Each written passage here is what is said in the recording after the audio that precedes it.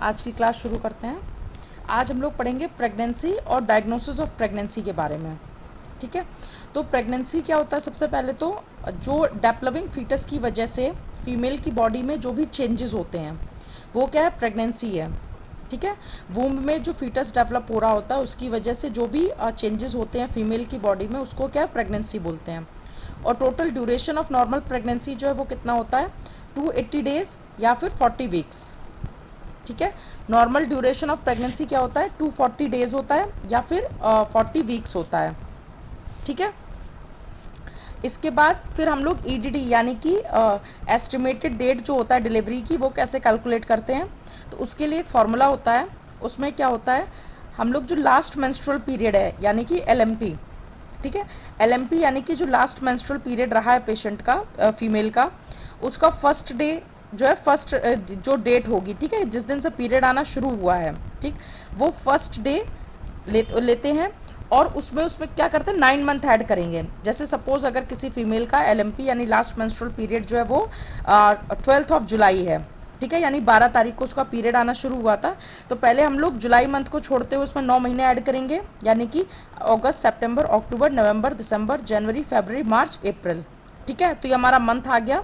और जो 12th था उसमें क्या +7 डेज करेंगे। ठीक है, तो यानी 13, 14, 15, 16, 17, 18, 19 जो हमारी ईडीडी होगी या एस्टिमेटेड डिलीवरी डेट होगी वो कितना हो जाएगा? 12 में हम लोगों ने 7 जोड़ा तो 13, 14, 15, 16, 17, 18, 19, 19th ऑफ अप्रैल हो जाएगा। ठीक है, ये अगर हम लोग अभी जो एलएमपी था अगर वो 12 जुलाई 2023 है तो जो ईडीडी होगा यानी एस्टिमेटेड डिलीवरी डेट होगा वो क्या हो जाएगा? 19th of April 2024। ठीक है, इस तरीके से हम लोग क्या एक एस्टिमेटेड ड्यूरेशन जो होता है डिलीवरी का उसको calculate, estimated date of delivery यानी किस तारीख के आसपास जो है पेशेंट की डिलीवरी होने के चांसेस है, जो हम लोग एक डेट बताते हैं पेशेंट को कि इससे 7 दिन पहले या 7 दिन बाद, ये जो पीरियड है पूरा 15 डेज़ का, इसमें कभी भी डिलीवरी हो सकती है, वो बताते हैं। ठीक है, इसे क्या निगलीस फार्मूला भी बोला जाता है। ठीक है, और ये क्या है? ईडीडी कैलकुलेट करने का तरीका होता है। ठीक, इसके बाद अब हम लोग बात करेंगे कि डायग्नोसिस ऑफ प्रेगनेंसी कैसे करते हैं। तो इसके लिए क्या है? सबसे पहले हम लोग प्रेगनेंसी जो है उसको 3 ट्राइमेस्टर में डिवाइड करते हैं। कौन कौन सा? फर्स्ट ट्राइमेस्टर, सेकेंड ट्राइमेस्टर और लास्ट ट्राइमेस्टर। फर्स्ट ट्राइमेस्टर जो होता है वो क्या होता है? फर्स्ट 12 वीक्स जो होते हैं वो किस में आते हैं? फर्स्ट ट्राइमेस्टर में आते हैं। शुरुआत के जो 12 हफ्ते हैं वो फर्स्ट ट्राइमेस्टर है। 13 से लेकर 28 वीक्स जो होता है वो सेकेंड ट्राइमेस्टर होता है, ऑफ प्रेगनेंसी होता है। 13 to 28 वीक्स, ठीक है, और 29 से लेके 40 वीक्स जो होता है वो क्या होता है? लास्ट ट्राइमेस्टर होता है। ठीक, तो फर्स्ट 12 वीक्स जो होते हैं वो फर्स्ट ट्राइमेस्टर होता है। 13 से लेके 28 वीक्स जो है वो सेकंड ट्राइमेस्टर होता है। और 29 से लेके 40 वीक्स जो होता है वो लास्ट ट्राइमेस्टर होता है। ठीक है, तो ये क्या फर्स्ट, सेकंड और थर्ड ट्राइमेस्टर बोले हैं, लास्ट ट्राइमेस्टर, थर्ड को ही लास्ट ट्राइमेस्टर भी बोलते हैं। ठीक है, फर्स्ट, सेकंड, थर्ड ट्राइमेस्टर होता है। अगर डिलीवरी 37 वीक्स से पहले हो रही है तो उसे हम लोग क्या बोलेंगे? प्री टर्म डिलीवरी बोलते हैं। ठीक है, अगर डिलीवरी 37 वीक्स से पहले हो रही है तो उसे क्या बोलेंगे? Pre term delivery. अगर 37 से 40 वीक्स हो रही है तो क्या होता है? टर्म डिलीवरी होता है। और अगर उसके बाद होता है तो पोस्ट टर्म होता है, यानी जो ड्यूरेशन था वो निकल गया, अब उसके बाद हो रही है तो वो क्या होता है? पोस्ट टर्म डिलीवरी होता है। ठीक है, अब जो फर्स्ट ट्राइमेस्टर ऑफ प्रेगनेंसी है उसमें कुछ क्या सिम्टम्स और साइन देखने को मिलते हैं। ठीक है, जिनके बेसिस पे क्या हम लोग डायग्नोसिस करते हैं। आजकल के टाइम पे क्या यूएसजी वगैरह है या फिर जो ये यूपीटी आता है, यूरिन प्रेगनेंसी टेस्ट होता है, उसके थ्रू इजी है बताना कि हाँ प्रेगनेंसी है या नहीं है। ठीक है, पहले के टाइम पे क्या होता था? ये जो कुछ साइन होते हैं और सिम्टम्स होते हैं इनसे पता किया जाता था कि हाँ प्रेगनेंसी हो सकती है। ठीक, तो जो साइन और सिम्टम्स मिलते हैं फर्स्ट ट्राइमेस्टर ऑफ प्रेगनेंसी में वो क्या क्या है? सबसे पहला सिम्टम क्या मिलेगा? एमिनोरिया होगा पेशेंट को।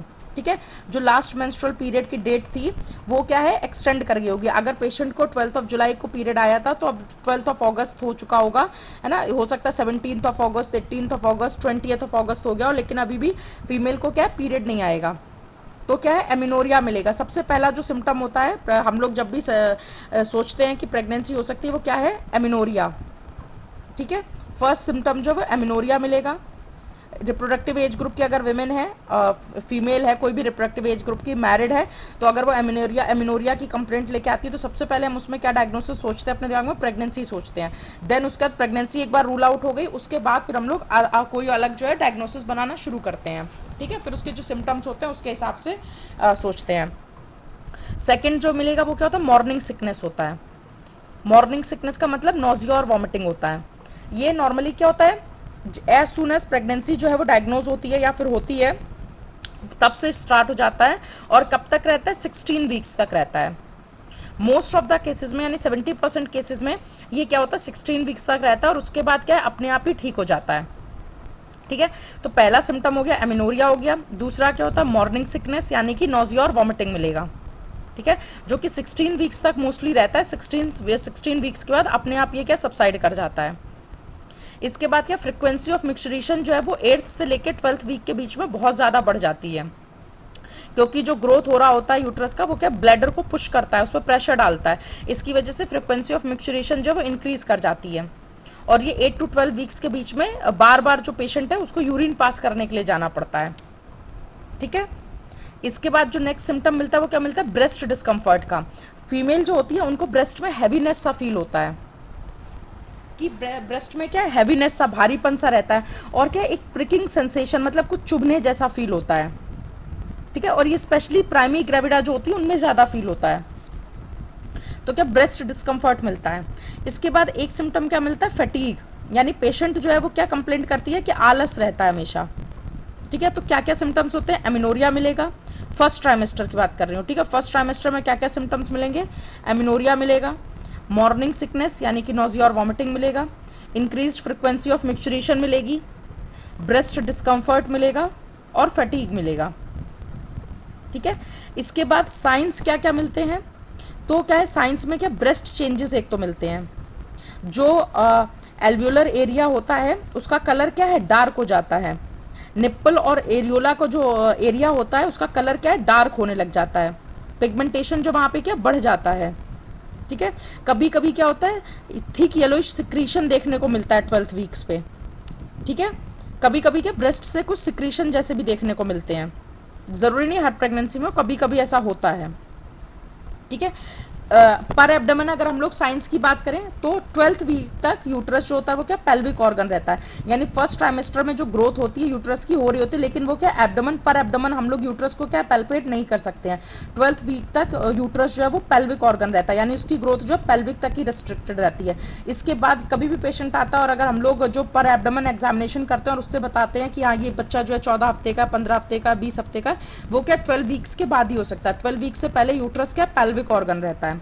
12 वीक्स के बाद क्या होता है, यूट्रस जो है उसका ग्रोथ जो है वो एब्डोमेन की तरफ होने लग जाता है। ठीक है, ये सुप्राप्यूबिक बल्ज मिलता है फिर इसमें देखने को। ठीक है, तो फर्स्ट ट्राइमेस्टर में क्या है, हम लोग पर एब्डोमेन एग्जामिनेशन करके प्रेगनेंसी नहीं बता सकते हैं, क्यों, क्योंकि यूट्रस जो है वो तब तक क्या पेल्विक ऑर्गन रहेगा। 12th वीक के बाद क्या है, ये एब्डोमेन पे फील होना शुरू होता है। ठीक, इसके बाद क्या है, कुछ पेल्विक चेंजेस भी देखने को मिलते हैं, जैसे कि उसमें क्या क्या चेंजेस आते हैं जो पहले साइन पढ़े भी हैं, जैकमियर साइन या फिर चैडविक साइन बोलते हैं इसको। ठीक है, इसमें क्या होता है, जो वेस्टिब्यूल होता है या और जो एंटीरियर वेजाइनल वॉल होती है, ठीक है, उसमें क्या डस्की ह्यू देखने को मिलता है, और ये मोस्टली कब है, 8th वीक ऑफ प्रेगनेंसी मतलब 8th वीक जब चल रहा होता है तब देखने को मिलता है। ठीक है, एक क्या होता है, ओसिएंडर साइन मिलता है देखने को।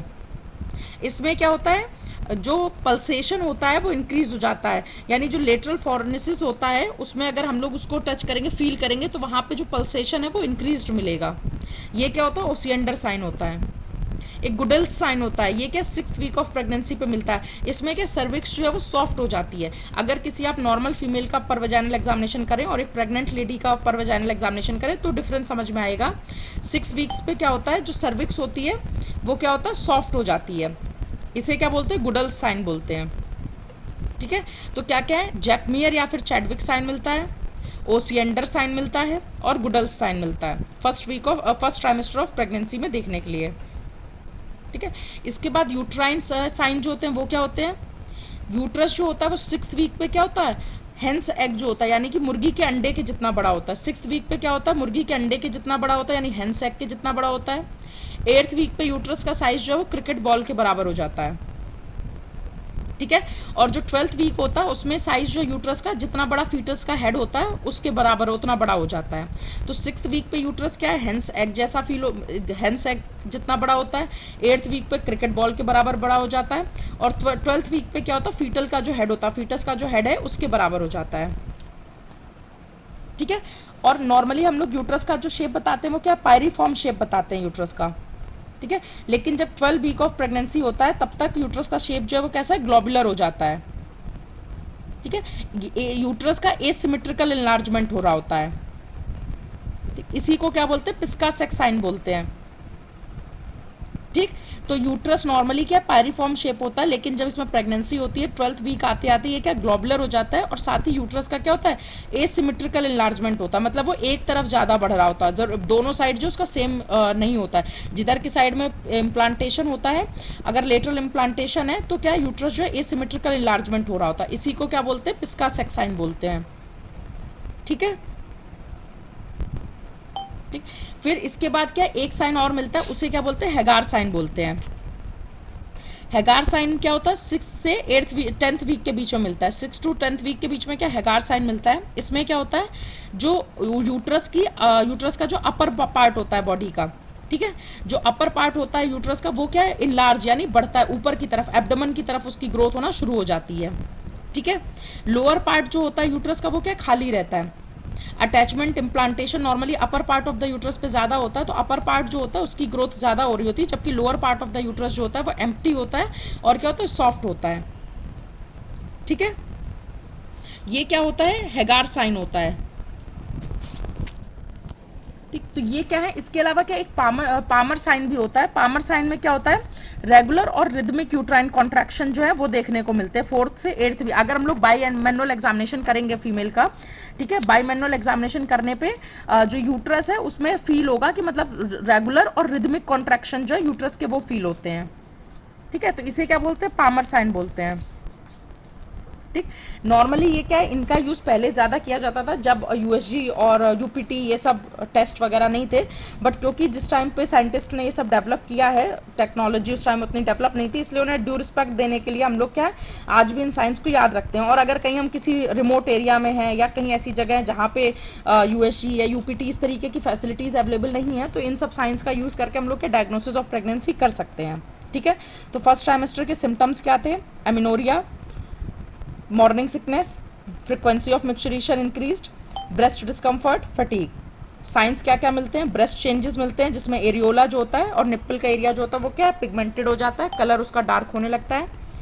इसके बाद पर एब्डोमेन में क्या मिलता है, पर एब्डोमेन चेंजेस जो है वो 12th वीक के बाद पता होंगे, क्योंकि 12th वीक से पहले क्या है और यूट्रस जो है वो 12th वीक तक पेल्विक ऑर्गन रहता है। ठीक। फिर इसके बाद हमें क्या पेल्विक चेंजेस जो देखने को मिलते हैं वो क्या, जैकमियर या चैडविक साइन मिलता है, ओसिएंडर साइन देखने को मिलता है, गुडल्स साइन देखने को मिलता है, पिस्का सेक्स साइन मिलता है। ठीक है। ये क्या यूट्राइन साइन है, पिस्का सेक यूट्राइन साइन है, हेगार साइन देखने को मिलता है। और इसके बाद क्या मिलता है, पामर साइन देखने को मिलता है। ठीक है। तो ये सारे क्या हैं, जो फर्स्ट ट्राइमेस्टर ऑफ प्रेगनेंसी जो है उसमें ये सारी चीज़ें जो है वो देखने को मिलती हैं। ठीक। इसके बाद अभी जो हम लोग एक यूपीटी करते हैं, तो यूपीटी में क्या होता है, कौन सा हार्मोन बढ़ता है, ह्यूमन कोरियोनिक गोनेडोट्रोपिन हार्मोन जो इंक्रीज होता है, जिसकी वजह से क्या है वो पॉजिटिव और नेगेटिव आता है। अगर प्रेगनेंसी होगा तो इस हार्मोन का इंक्रीज हो जाता है और टेस्ट जो है वो पॉजिटिव आता है। ठीक है। और अगर ऐसा नहीं होगा, प्रेगनेंसी नहीं होगी, तो HCG बढ़ानी होगा, टेस्ट नेगेटिव आएगा। ठीक। इसके अलावा कभी कभी क्या होता है, अगर कुछ ऐसा केस वो पूछते हैं कि प्रेगनेंसी नहीं है, फॉल्स पॉजिटिव जो आता है, ठीक है, मतलब फॉल्स पॉजिटिव प्रेगनेंसी टेस्ट कैसे आ सकता है, अगर कोई विमेन जो है वो HCG के इंजेक्शन ले रही थी, ठीक है, तो उसमें क्या होगा, उसका जो HCG हार्मोन का लेवल है वो बढ़ा हुआ होगा, अगर प्रेगनेंसी नहीं भी है तो भी क्या उसमें पॉजिटिव आ जाएगा। ठीक है। अगर क्या है कभी कभी क्या होता है, और नॉर्मली क्या है पिट्यूटरी की वजह से क्या HCG का लेवल बढ़ा हुआ है तो भी क्या फॉल्स पॉजिटिव प्रेगनेंसी हो जाएगी। ठीक है। ये साइन होते हैं। ठीक। इसके बाद अगर हम लोग यूएसजी की बात करें, अल्ट्रासोनोग्राफी की, तो सैक जो है, जेस्टेशनल सैक जो है वो 29 से 35 डेज ऑफ जेस्टेशन जो होता है उसमें क्या अगर यूएसजी कराएंगे तो उसमें सैक जो है विजिबल हो जाता है। ठीक। जेस्टेशनल सैक जो है वो क्या होता है 5वें हफ्ते पे, ठीक है। और यॉर्क सैक जो होता है वो क्या होता है, छठे हफ्ते पे क्या होता है, मतलब मेंस्ट्रुएशन का जो छठा हफ्ता है उसमें क्या विजिबल होने लग जाता है। कार्डियक एक्टिविटी कब हम लोग यूएसजी में देख सकते हैं, छठे हफ्ते पे, ठीक है। यानी हार्ट बीट या कार्डियक एक्टिविटी जो है वो छठे हफ्ते से आ जाती है। यूएसजी में हम लोग कार्डियक हार्ट एक्टिविटी जो है 6th वीक से देखने लगते हैं, दिखाई देने लगती है। एम्ब्रियोनिक मूवमेंट जो है वो 7th वीक से यूएसजी में दिखाई देने लगती है, ठीक है। और जो क्या कहते हैं ये यूएसजी का मैं बता रही हूँ, ठीक है। यूएसजी में क्या है, जेस्टेशनल सैक जो है वो कब है, 5वें हफ्ते पे दिखाई देने लगता है। फीटल पोल और कार्डियक एक्टिविटी जो है वो क्या है, छठे हफ्ते पे दिखाई देने लगती है। और एम्ब्रियोनिक मूवमेंट जो है वो क्या है, 7वें हफ्ते से दिखाई देने लगता है। और इसके बाद जो मतलब जैसे ये हार्ट बीट जो है या कार्डियक एक्टिविटी वो दिखाई तो या सुनाई तो छठे हफ्ते से देने लगती है यूएसजी में, ठीक है। लेकिन ज़्यादा रिलायबल कब होता है, जब 10th वीक ऑफ प्रेगनेंसी होता है, ठीक है। यानी कि क्या, लगभग 1.5 महीना हो जाए, नहीं सॉरी लगभग 2.5 महीने करीब है ना। 10th वीक ऑफ प्रेगनेंसी जो है वहाँ पे क्या है, जो यूएसजी में तब जो हार्ट रेट सुनाई देता है वो क्या है, ज़्यादा रिलायबल होता है, ठीक। इसके बाद क्या आता है, सेकंड ट्राइमेस्टर ऑफ प्रेगनेंसी आता है, यानी कि ड्यूरेशन क्या होगी, 13 से लेकर 28 वीक्स तक होगा। सेकंड ट्राइमेस्टर ऑफ प्रेगनेंसी क्या है, 13 to 28 वीक्स, ठीक। इसमें सिम्टम्स देखने को क्या मिलेंगे, जो फर्स्ट ट्राइमेस्टर ऑफ प्रेगनेंसी के सिम्टम्स थे नॉर्मली, जैसे कि क्या नोजिया, वॉमिटिंग है और इंक्रीज फ्रिक्वेंसी ऑफ मिक्सचरेशन वगैरह, ये सब क्या धीरे धीरे सबसाइड कर जाते हैं, ठीक है। सेकंड ट्राइमेस्टर आते आते जो फर्स्ट ट्राइमेस्टर के सिम्टम, एमिनोरिया परसिस्ट करेगा, बाकी सिम्टम्स जो है वो नोजिया, वॉमिटिंग यानी मॉर्निंग सिकनेस और मिक्सचरेशन की जो प्रॉब्लम थी वो धीरे धीरे क्या है, सबसाइड करने लग जाता है। नए फीचर जो अपीयर होते हैं वो क्या होता है, एक होता है क्विकनिंग, ये क्वेश्चन पूछा जा सकता है, क्विकनिंग क्या होता है। क्विकनिंग को नॉर्मली बोले तो फीलिंग ऑफ लाइफ, जब ऐसा फील होने लगता है कि हमारे अंदर कोई क्या नया जीवन पल रहा है ना, फीलिंग ऑफ लाइफ जो होता है उसे क्या क्विकनिंग बोलते हैं। इसमें क्या होता है, विमेन को क्या है, फीटल मूवमेंट का एहसास होने लगता है, मतलब जो फीटस है वो मूव कर रहा है, घूम रहा है ना, तो फीटल मूवमेंट जो है वो फील होने लगते हैं फीमेल को, इसे क्या बोलते हैं, क्विकनिंग बोलते हैं, ठीक। यानी कि feeling of foetal movement by the women या perception of active foetal movement by the women, जो प्रेग्नेंट लेडी है उसके द्वारा फीटल मूवमेंट्स को क्या महसूस करना ही क्या क्विकनिंग कहलाता है। ये कब फील होता है, नॉर्मली क्या 18th वीक के आसपास फील होता है, ठीक है। और जो मल्टी पैरा होती हैं उनमें क्या होता है, ये 1-2 हफ्ते पहले भी फीलिंग आने लग जाती है। जो प्राइमी होती है उनमें ये नॉर्मली 18th to 20 वीक जो है वो तब उन्हें ये क्विकनिंग फील होती है, बट जो मल्टी पैरा होती है उनमें 2 हफ्ते पहले भी क्विकनिंग का जो सिम्टम है वो 2 हफ्ते पहले भी मिल सकता है, ठीक है। इसके साथ में क्या होता है, यूट्रस का क्या है, इलार्जमेंट हो रहा होता है, ठीक। तो जैसे जैसे वीक्स बढ़ेंगे वैसे वैसे यूट्रस का इलार्जमेंट भी क्या बढ़ता जाएगा। ये सिम्टम्स क्या है, सेकंड ट्राइमेस्टर में देखने को मिलते हैं। इसके बाद अगर हम लोग जैसे जनरल एग्जामिनेशन करें तो क्या क्या चीज़ें देखने को मिलेंगी, एक चीज़ होती है क्या होता है, क्लोएज्मा। इसका मतलब क्या होता है, जो फोरहेड होता है और चीक का एरिया होता है, यहाँ पे क्या है, स्किन का कलर जो डार्क होने लगता है, झाई टाइप की आने लग जाती है फोरहेड पे, और चीक्स पे क्या होता है, झाई जैसी दिखाई देने लग जाती है, कलर जो इस एरिया का डार्क होने लग जाता है। ये नॉर्मली क्या 24 वीक्स के आसपास देखने को मिलता है, इसे क्या बोलते हैं, क्लोएज्मा बोलते हैं, ठीक है। ब्रेस्ट चेंजेस में क्या होता है, ब्रेस्ट जो है पहले से ज़्यादा इनलार्ज हो गए होते हैं, यानी साइज जो है उनका क्या बढ़ने लग जाता है, ठीक है। फिर इसके बाद क्या होता है, जो पिगमेंटेशन था वो क्या है, और ज़्यादा डार्क हो जाता है, जैसे जैसे प्रेगनेंसी बढ़ती है वैसे वैसे पिगमेंटेशन वगैरह क्या डार्क होने लग जाता है, ठीक है। फिर इसके बाद एब्डोमिनल अगर एग्जामिनेशन करें हम लोग, एब्डोमिनल एग्जामिनेशन में एक तो क्या मिलता है, लीनिया नाइग्रा देखने को मिलता है। लीनिया नाइग्रा का मतलब क्या होता है, एक लंबी लाइन देखने को मिलती है, एक लाइन जैसी होती है, कहाँ से, प्यूबिक सिम्फाइसिस जो होती है वहाँ से लेके क्या होता है, जो एनसीफॉर्म कार्टिलेज होता है वहाँ तक क्या होता है, एक डार्क कलर की लाइन सी बन जाती है, उसे क्या बोलते हैं, लीनिया नाइग्रा बोलते हैं, ठीक है। इसका मतलब क्या, एक लीनियर पिगमेंटेड जोन होता है जो कि कहाँ से, प्यूबिक सिम्फाइसिस से लेके एनसीफॉर्म कार्टिलेज जो होता है वहाँ तक देखने के लिए मिलता है, और नॉर्मली ये कि 20th वीक जो होता है उसके आसपास देखने को मिलता है, ठीक है। एक होता है क्या, इसी के साथ दूसरी चीज़ क्या देखने को मिलती है, स्ट्राई बोलते हैं उसको। ये क्या पिंक और वाइट कलर की हो सकती हैं, ये लोअर एब्डोमेन में देखने के लिए मिलती है, ये भी क्या लाइंस जैसे होते हैं, तो ये क्या स्ट्राई बोलते हैं इनको। फिर क्या पैल्पेशन होता है, जैसे जैसे क्या जैसे जैसे यूट्रस का इनलार्जमेंट हो रहा था वैसे वैसे फंडल हाइट क्या है वो भी बढ़ती जाती है ना, यूट्रस के इनलार्जमेंट के साथ फंडल हाइट जो है वो क्या बढ़ती चली जाएगी, ठीक है। फिर इसी हाइट को देखते हुए हम लोग क्या जो एग्जामिन करते हैं, अगर यूएसजी वगैरह कुछ नहीं है और फीमेल जो है वो अपना एलएमपी भी भूल गई है कि कब क्या कहते हैं हमारा पीरियड आया था वो उसको याद नहीं है, या फिर आईयूजीआर है या नहीं है, ये सब देखने के लिए हम लोग क्या फंडल हाइट से इनका पता लगा सकते हैं। अगर फीमेल अपना भूल गई है एलएमपी वगैरह क्या है, तो हम लोग फंडल हाइट को देख के बता सकते हैं कि अभी बेबी जो है 14th वीक का, 18th वीक का, 30th वीक का, कितने वीक्स का है। दूसरा, अगर वो अपनी जो बता रही है पीरियड का समय जो बता रही है और अगर उसके हिसाब से फंडल हाइट नहीं मिल रही, इसका मतलब क्या है प्रॉपर डेवलपमेंट ऑफ बेबी नहीं हो पा रहा है, ठीक है। तो फंडल हाइट देखना ना बहुत इंपॉर्टेंट चीज़ होती है पता करने के लिए कि डेवलपमेंट जो फीटस का वो प्रॉपरली हो रहा है कि नहीं हो रहा है, ठीक है। तो इसको कैलकुलेट करने का मतलब वैसे तो क्या होता है, ये नॉर्मली जो होता है मतलब 12th वीक तक तो क्या होता है ये यूट्रस जो है वो पेल्विक ऑर्गन रहता है, ठीक है।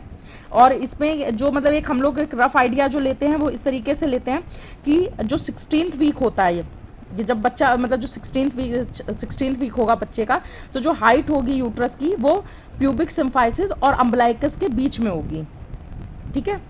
जो फंडल हाइट हमें मिलेगी वो अम्बलाइकस और प्यूबिक सिम्फाइसिस के बीच जो होगा, इन दोनों को अगर हम इन दोनों के बीच का अगर हम लोग एक लाइन टाइप की खींच लें इमेजिनरी, तो इन दोनों के बीच की जो जगह होगी वहाँ तक क्या फंडल हाइट होगी। ये कब मिलेगा 16th वीक पे फंडल हाइट जो प्यूबिक सिम्फाइसिस और अम्बलाइकस के बीच में होती है, ठीक है। और अम्बालिकस तक फंडल हाइट कब पहुँच जाएगी 24 हफ्ते पे।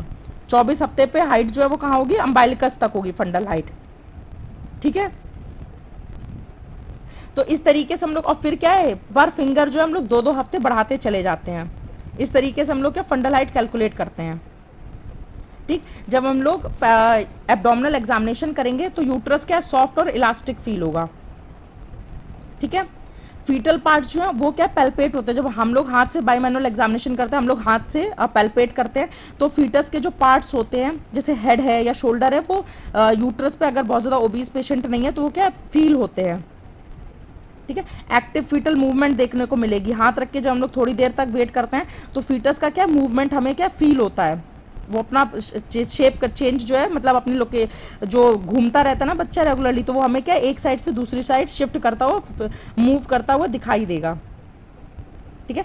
और इसके साथ में क्या एक्सटर्नल बेलॉटमेंट मिलता है,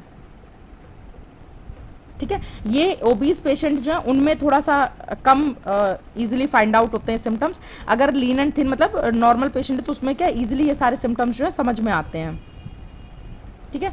फिर इसके बाद क्या है फीटल हार्ट साउंड जो होता है, ठीक है, वो क्या है जो डॉपलर आता है उसका यूज़ करके हम लोग नॉर्मली भी क्या बिना यूएसजी के भी क्या फीटल हार्ट साउंड जो है उसको सुन सकते हैं। स्टेथोस्कोप है उसका यूज़ करके भी हम लोग क्या 18 से 20 हफ्ते की जो प्रेगनेंसी होती है 18th से लेकर 18 या 20 हफ्ते के बाद, ठीक है, हम लोग स्टेथोस्कोप का यूज़ करके फीटल हार्ट साउंड जो है उसको क्या क्लिनिक पे ही क्या सुन सकते हैं। बिना यूएसजी के हम लोग अपना नॉर्मल स्टेथोस्कोप का यूज़ करके सुन सकते हैं, ठीक है। जो फीटल हार्ट साउंड है वो 110 से लेके 110 टू 160 बीट्स पर मिनट होता है, ठीक। नॉर्मल जो होता है 110 टू 160 बीट्स पर मिनट तक हो सकता है। इसके बाद वेजाइनल एग्जामिनेशन की अगर हम लोग बात करें तो इसमें क्या होता है, एक तो ब्लूइश डिस्कलरेशन मिलता है वल्वा, वेजाइना और सर्विक्स का, ठीक है। दूसरा क्या इंटरनल बेलॉटमेंट मिलता है। इसके बाद इन्वेस्टिगेशंस में हम लोग क्या यूएसजी करा सकते हैं, सोनोग्राफी करा सकते हैं। वैसे भी 18 से 20 हफ्ते पे क्या है एक रूटीन सोनोग्राफी करानी चाहिए, ठीक है। जिससे कि क्या है इसे हम लोग क्या टीफा मैंने बताया भी था, targeted imaging for fetal anomaly, एक टेस्ट होता है ये जिसे क्या यूएसजी लेवल 2 भी बोलते हैं। इसमें अगर कोई भी कंजेनाइटल एनॉमली होती है फीटस में तो वो क्या डायग्नोस हो जाती है। TIFFA targeted imaging for fetal anomaly ये यूएसजी होता है, इसका ही दूसरा नाम क्या यूएसजी लेवल 2 होता है। और इसके थ्रू क्या कोई भी कंजेनाइटल एनॉमली अगर फीटस में है तो वो क्या डायग्नोस हो जाती है और फिर उसके हिसाब से आगे का ट्रीटमेंट क्या प्लान किया जा सकता है, ठीक।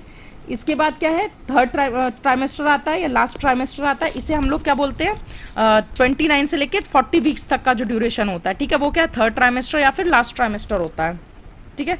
इसमें सिम्टम्स क्या मिलेंगे, एमिनोरिया परसिस्ट करेगा, ठीक है, यानी एमिनोरिया कंटिन्यू रहेगा। इसके बाद क्या है इनलार्जमेंट ऑफ द एब्डोमेन, ठीक है, जैसे जैसे प्रेगनेंसी बढ़ेगी वैसे वैसे एब्डोमेन का इनलार्जमेंट क्या है, यानी यूट्रस का इनलार्जमेंट यानी एब्डोमेन का इनलार्जमेंट क्या बढ़ता जाएगा।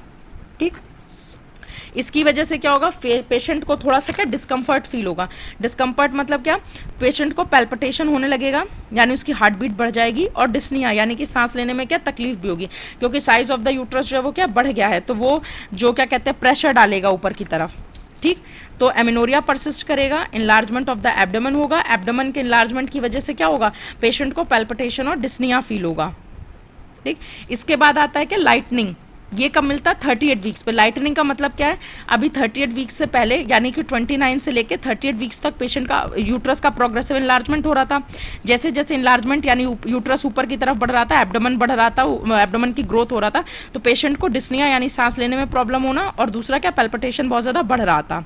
अब 30th वीक पे क्या होता है, जो फीटस होता है वो नीचे की तरफ खिसकता है, जिसकी वजह से जो ये डिस्निया था या पैल्पिटेशन था, इन सारे सिम्टम्स से पेशेंट को, ये जो प्रेशर सिम्टम्स, इन सिम्टम्स को क्या प्रेशर सिम्टम्स बोलते हैं। इससे क्या होगा, पेशेंट को क्या है आराम मिलता है, तो इसी को क्या बोलते हैं लाइटनिंग बोलते हैं। ये कब होता है 38 वीक्स पे होता है। ठीक है, इस 38 वीक्स पे क्या होता है, जो फीटस होता है उसका क्या इंगेजमेंट होने लगता है, जो प्रेजेंटिंग पार्ट होता है उसका इंगेजमेंट होने लग जाता है, यानी वो नीचे की तरफ क्या है पेल्विक में आके क्या इंगेज होने लग जाता है, तो इसलिए क्या होता है लाइटनिंग बोलते हैं इसको। प्रेशर सिम्टम से रिलीफ मिल जाता है फीमेल को। इसके साथ ही क्या होता है, फ्रिक्वेंसी ऑफ मिक्सचरेशन जो वो क्या अगेन बढ़ जाएगी। ठीक, क्योंकि जो अब फीटस है वो इंगेज हो गया, वो क्या है जो ब्लैडर है उस पर क्या प्रेशर डालेगा, तो फ्रिक्वेंसी ऑफ मिक्सचरेशन क्या बढ़ जाती है, और फीटल मूवमेंट्स जो है वो ज़्यादा मिलने लग जाते हैं। ठीक है, फीटल मूवमेंट जो मोर प्रोनाउंस्ड होंगे, ज़्यादा मिलेंगे। ठीक, इसके बाद आता है क्या साइंस, तो साइंस में क्या क्यूटेनियस साइन यानी वही जो बताया था लिनिया नाइग्रा है, स्ट्राई है, ये क्या है ज़्यादा प्रोमिनेंट हो जाएंगे, यानी इनका पिगमेंटेशन जो ज़्यादा ये डार्क कलर के हो जाएंगे। ठीक, यूट्रस का जो शेप है वो सिलेंड्रिकल से क्या स्फेरिकल हो जाएगा। 36 वीक्स के बाद यूट्रस का जो शेप है वो सिलेंड्रिकल से चेंज होकर क्या स्फेरिकल हो जाता है। ठीक है, तो शेप ऑफ द यूट्रस क्या है सिलेंड्रिकल की बजाय स्फेरिकल हो जाएगा। ठीक है, फंडल हाइट जो है वो क्या होता है बढ़ती है। ठीक है, 32 और 40 वीक्स पे फंडल हाइट जो है वो सेम मिलती है। ठीक है, 32 वीक्स होता है और 40 वीक्स पे फंडल हाइट जो होता है वो सेम होता है। तो इसमें डिफरेंस कैसे करते हैं, अगर हेड जो है हम लोग पर वजाइनल एग्जामिनेशन करेंगे, पीवी करेंगे, अगर हेड जो है वो फ्लोट कर रहा है तो इसका मतलब क्या है 32 वीक्स की प्रेगनेंसी है, और अगर हेड जो है वो इंगेज कर गया है तो ये क्या 40 वीक्स की प्रेगनेंसी है। ठीक है, तो ये रूल आउट कैसे करते हैं, यूएसजी आजकल है वो तरीका अलग हो गया। अगर हमें वैसे बिना यूएसजी के करना है तो कैसे करते हैं, अब पीवी करेंगे, हेड अगर अभी फ्लोट कर रहा है यानी कि 32 वीक्स ऑफ प्रेगनेंसी है, और अगर हेड जो है वो इंगेज हो गया यानी कि क्या 40 वीक्स ऑफ प्रेगनेंसी है। ठीक है, इसके साथ ही फीटल मूवमेंट ईजिली फेल्ट होते हैं, पैल्पेशन जो है फीटल पार्ट्स का। ठीक है, और प्रेजेंटेशन क्या है फीटस का, मतलब किस पार्ट से वो प्रेजेंट कर रहा है, हेड से प्रेजेंट हो रहा है। ठीक है, या फिर क्या शोल्डर प्रेजेंटेशन है। ठीक है, या ब्रीच प्रेजेंटेशन है, ये क्या है ईजी हो जाता है हम लोगों को क्या डायग्नोस करना, पीवी वगैरह से पता चल जाता है। जो फीटस है उसकी लाई क्या है, लॉन्गिट्यूडनल है या फिर ट्रांसवर्स लाई है। ठीक है, पोजीशन क्या फीटस की, ये सब क्या डिटरमाइन हो जाता है ईजिली। ठीक है, और फीटल हार्ट साउंड क्या है, बहुत क्लियरली क्या है जहाँ जो प्रेजेंटेशन होता है फीटस का उसके हिसाब से जो फीटल हार्ट साउंड है वो क्या मिलने लग जाता है। ठीक, अच्छा कौन से केसेस होते हैं जिसमें फीटल हार्ट साउंड जो कम ऑडिबल होते हैं, या जितना सुनाई देने चाहिए उतने नहीं मिलते हैं, ईजिली उतना नहीं मिलते हैं।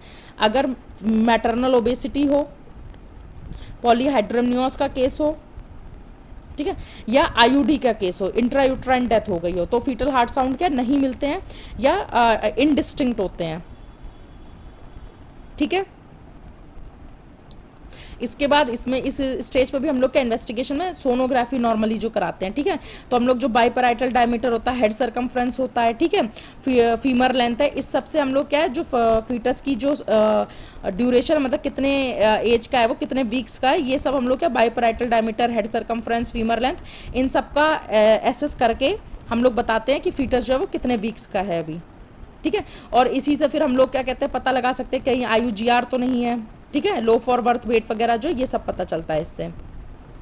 ठीक है, अब एक चीज़ होता है डिफरेंशियल डायग्नोसिस ऑफ प्रेगनेंसी, मतलब इसका क्या है कि कई बार क्या प्रेगनेंसी नहीं है लेकिन सिम्टम्स जो है वो प्रेगनेंसी जैसे मिल रहे हैं, तो हम लोग को क्या करना है, ठीक है। तो डिफरेंशियल डायग्नोसिस ऑफ प्रेगनेंसी में क्या होता है, एक तो क्या स्यूडोसाइसिस होता है, ठीक है। इसमें क्या होता है, साइकोलॉजिकल डिसऑर्डर होता है जहाँ पे विमेन जो होती है उसको फॉल्स बिलीफ होता है कि वो प्रेग्नेंट है जबकि प्रेगनेंसी नहीं होती है, तो इसे क्या बोलते हैं, स्यूडोसाइसिस बोलते हैं, ठीक है। इसके अलावा क्या यूट्राइन फाइब्रॉइड है, उससे भी हमें डिफरेंशियल डायग्नोसिस बना लेनी चाहिए, ठीक है। सिस्टिक ओवेरियन ट्यूमर है, हिमेटोमेट्रा और ट्यूबरकुलर पेरिटोनाइटिस, ये क्या डिफरेंशियल डायग्नोसिस के लिए होता है, तो एक भी याद है तो बहुत है, pseudocyesis, uterine fibroid, cystic ovarian tumour, ये सब क्या है, इनसे क्या है, अगर क्या कहते हैं डिफरेंशियल डायग्नोसिस पूछा जाए प्रेगनेंसी में तो इनसे क्या डिफरेंशियल डायग्नोसिस कर लेना चाहिए, ठीक है। ठीक, तो ये क्या था डायग्नोसिस ऑफ प्रेगनेंसी के बारे में, ठीक है। 12th वीक तक क्या है, amenorrhoea, morning sickness, increase frequency of menstruation, fatigue और ब्रेस्ट डिस्कम्फर्ट, ठीक है। इसके बाद फिर क्या कहते हैं जो सिम्टम्स थे सेकेंड ट्राइमेस्टर में, एमिनोरिया और क्विकनिंग, ठीक है, मैंने बता दिया। इसके बाद फिर लास्ट में क्या होता है, इंक्रीज फ्रिक्वेंसी ऑफ मेंस्ट्रुएशन होता है और ग्रोथ जो है इनलार्जमेंट ऑफ द एब्डोमेन हो रहा होता है, ठीक है, जिसकी वजह से प्रेशर सिम्टम्स मिलते हैं, बाद में क्या लाइटनिंग वगैरह मिलता है, ठीक। तो ये क्या है, ईडीडी भी मैंने आपको बता दिया कैलकुलेट करने का जो तरीका है, ठीक। ईडीडी क्या होता है, 9 मंथ प्लस 7 डेज होता है with the first day of the last menstrual period जो होता है, ठीक है। इसे क्या बोलते हैं, ये जो ईडीडी कैलकुलेट करने का फॉर्मूला है इसका नाम क्या होता है, नेग्लीज फॉर्मूला होता है, ठीक है। ये जो फॉर्मूला है इसको क्या बोलते हैं, नेग्लीज फॉर्मूला बोलते हैं, ठीक। फिर ये आज जो हम लोगों ने मतलब पढ़ा है वो क्या डायग्नोसिस ऑफ प्रेगनेंसी के बारे में पढ़ा, फर्स्ट सेकंड और थर्ड ट्राइमेस्टर जो है उसमें क्या है, कैसे हम लोग जो है डायग्नोसिस बनाएंगे प्रेगनेंसी का, ठीक है। किसी का कोई क्वेश्चन है तो वो पूछ ले। मैम ये टीफा वाला एक बार फिर से बता दीजिए। Ma'am targeted imaging for fetal anomaly, full form जो होता है targeted imaging for fetal anomaly, यही है ना मैम? हाँ, targeted imaging for fetal anomaly, इसे यूएसजी लेवल 2 भी बोलते हैं, ठीक है, यूएसजी लेवल 2, ये कंजेनाइटल एनोमली जो होता है फीटस में उसको डिटेक्ट करने के लिए कराया जाता है। yes. अच्छा, इसके साथ में क्या एक टर्म है 2-3 मैं वो बता देती हूँ, नली पैरा। नली पैरा का मतलब क्या होता है, ऐसी वेमेन जिसने कभी भी क्या है वाइबिलिटी की एज तक अपनी प्रेगनेंसी को कंप्लीट नहीं किया है, यानी उसमें क्या एबॉर्शन हो सकता है, वाइबिलिटी कब होती है 28 वीक्स ऑफ प्रेगनेंसी पे, यानी ऐसी वेमेन जिसकी कोई भी प्रेगनेंसी जो है वो क्या 28 वीक्स तक क्या कंप्लीट नहीं हो पाई है, उसे क्या बोलेंगे, नली पैरा बोलेंगे। जबकि नली ग्रेविडा क्या होता है, जिसको कभी भी क्या प्रेगनेंसी नहीं हुई है, ना तो अभी प्रेग्नेंट है और ना पहले कभी प्रेग्नेंट हुई, यानी नली gravida, the women who is not now और नेवर हैज बीन प्रेग्नेंट, जो ना तो अभी प्रेग्नेंट है और ना पहले कभी प्रेग्नेंट हुई है, तो क्या बोलेंगे, नली ग्रेविडा बोलेंगे। प्राइमी ग्रेविडा मतलब who is pregnant for the first time, primi का मतलब पहली बार जो प्रेग्नेंट है, प्राइमी ग्रेविडा। मल्टी पैरा का मतलब क्या होता है, जिसने एक या एक से ज्यादा प्रेगनेंसी जो है वो कंप्लीट हुई है जिसकी, ठीक है। नली पैरा क्या था, जबकि जिसने क्या है, हो सकता है फीमेल प्रेग्नेंट हुई हो 4 बार 2 बार 3 बार अबॉर्शन हुए, लेकिन कोई भी प्रेगनेंसी उसकी क्या 28 वीक्स तक कंप्लीट नहीं हुई है, यानी स्टेज ऑफ वाइबिलिटी तक क्या कोई भी प्रेगनेंसी जो है वो नहीं कंप्लीट हुई, तो उसे क्या बोलेंगे, नली पैरा बोलेंगे, ठीक है। प्राइमी पैरा का मतलब क्या होता है, फीमेल जिसने क्या एटलीस्ट 1 वाइबल चाइल्ड जो है वो डिलीवर किया है, ठीक है, एक डिलीवरी कम से कम हुई है फीमेल की, वाइबल चाइल्ड, यानी 28 वीक से ज़्यादा उसकी प्रेगनेंसी चली है और एक वाइबल चाइल्ड जो है वो डिलीवर किया है, तो उसे क्या बोलेंगे, प्राइमी पैरा बोलेंगे, ठीक है। अच्छा, अगर मान लीजिए ट्विंस होते हैं तो भी, और मतलब एक बार प्रेग्नेंट हुआ उसको ट्विंस हुए, तो हम लोग उसको प्राइमी पैरा ही बोलेंगे। ट्विंस होने का मतलब ये नहीं कि उसके 2 बार 2 पैरिटी कर देंगे, प्रेगनेंसी एक बार हुई है, एक बार वाइबल चाइल्ड हुए हैं, तो ट्विंस हो ट्रिपलेट्स हो उसका प्राइमी पैरा ही बोला जाएगा, ठीक है। तो ये क्या है, नली पैरा जिसने 28 वीक्स तक कभी प्रेगनेंसी कंप्लीट नहीं की, प्राइमी पैरा जिसने कम से कम एक वायबल चाइल्ड जो वो डिलीवर किया है, नली ग्रेविडा जो कभी भी अपनी लाइफ में प्रेग्नेंट नहीं हुई है, और प्राइमी ग्रेविडा जो कि क्या है, first time, for the first time she is pregnant. ठीक है, तो ये क्या होता है, टर्म है जो मैंने आपको बताया। ठीक है, कल हम लोग एएनसी के बारे में पढ़ेंगे, यानी एंटीनेटल केयर, कि मतलब जब कोई प्रेग्नेंट लेडी हमारे पास आती है तो हमें किस तरीके से उसका हिस्ट्री वगैरह लेना है और उसका एग्जामिनेशन करना है, और फिर उसके बाद उसको क्या केयर प्रोवाइड करनी है, एंटीनेटल केयर। ठीक है, किन किन बातों का ध्यान रखना है। तो कल जो इम्यूनाइजेशन वगैरह, टीटी वैक्सीनेशन वगैरह जो हम लोग देते हैं और कौन से नहीं देने चाहिए, ये सब हम लोग कल एंटीनेटल केयर जो है वो कल पढ़ेंगे। ठीक है, अभी किसी का कोई क्वेश्चन? मैडम जो एफएसएच कम मिलता है वो पॉलीहाइड्रोमनियाज, आईयूजीआर और किस में मिलता है? मैं मैटरनल ओबेसिटी में, अगर मैटरनल ओबेसिटी है मतलब किसी भी तरीके से कोई रुकावट है जिसकी वजह से पूरा साउंड सिस्टम क्लियर नहीं हो रहा, तो मैटरनल ओबेसिटी हो सकता है ना। और इसके अलावा क्या कहते हैं, पॉलीहाइड्रोमनियोस हो सकता है। ठीक है, आईयूडी हो सकता है, इंट्रायूट्राइन डेथ है पेशेंट फीमेल की, सॉरी फीटस की, इंट्रायूट्राइन डेथ हो गई तब भी नहीं मिलेगा हमें फीटल हार्ट साउंड।